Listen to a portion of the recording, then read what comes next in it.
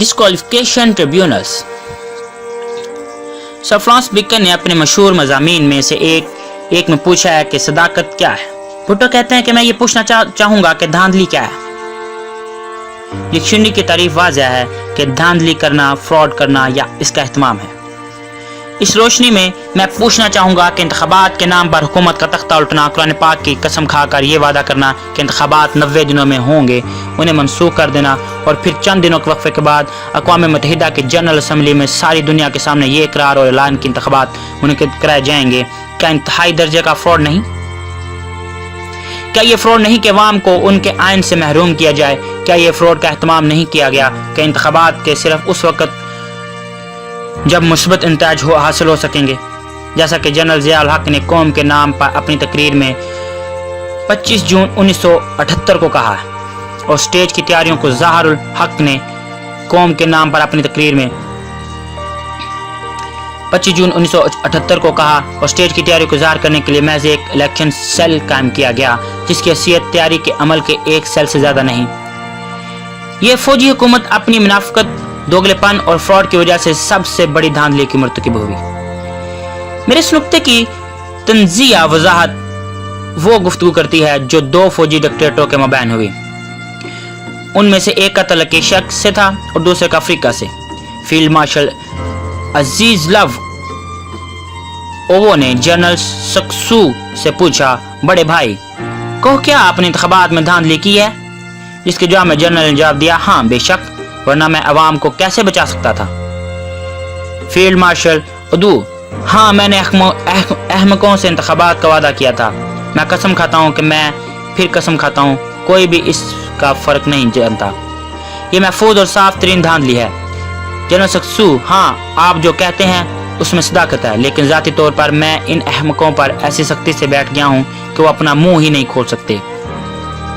इस तरह मुझे इनकी रजामंदी हासिल हो गई है। आप जानते हैं कि इंतखाबात एक अंजाम का जरिया होते हैं, बिना और धांधली एक जरिया का जरिया है। ये गुफ्तगू उस कॉन्फ्रेंस में रिकॉर्ड की गई जो अवाम पर कंट्रोल करने की गरज से मुनक्किद हुई थी।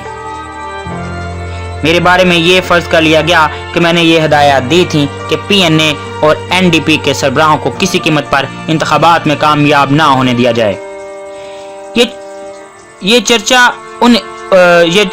कुन बात नहीं कि वो दोनों दो हलकों में बड़ी अकड़ियत के साथ जीत के। मजीद बरा चीफ सेक्रेटरियों के बयानात में इस पर इसरार किया गया कि सिर्फ उनमें बल्कि किसी ने भी ऐसी हिदायत जारी नहीं की कि इंतखाबात में कोई धांधली और फ्रॉड के किसी भी तरीके से ना करवाया जाए। मैंने इसी वक्त कहा कि एक बार फिर दोहराता हूं, मैं कोई ऐसा काम एक दिन में होते हुए देखना नहीं चाहता जिसके लिए मुझे आने वाले 5 वर्षों में माजरत करनी पड़े। हत्ता के करतार सेवस का ये लंगड़ा हमला कि इंतखाबात में अफसरशाही को इस्तेमाल किया गया, ऐसे कोई इशारे फराहम नहीं करता कि धांधली हुई थी। मैं फिर इस तरफ आता हूँ कि हुकूमत पर कब्जा करने वाली फौजी ताकतों ने इंतखाबात का बहाना बनाकर हुकूमत का तख्ता उल्टा और वादा किया कि इंतखाबात होंगे, और अब तक इंतखाबात क्यों नहीं किए गए। घंटी की ये सदा जो सुनी जा रही है उसमें कोई सदाकत नहीं कि इंतखाबात इस वक्त ही कराए जा सकेंगे जब अक्सरियत जमाती महदूद रह जाएगी या खामोशी में इसका दम घुट जाएगा।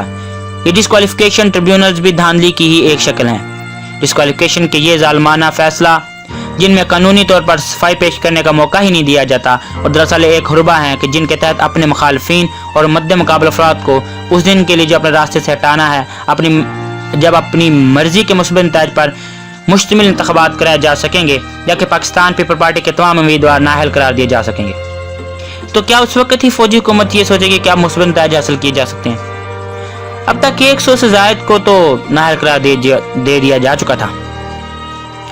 इस सिलसिले की अगली कड़ी के साथ हासिल होंगे, तब तक के लिए हमें इजाज़त दीजिए। अल्लाह हाफिज़।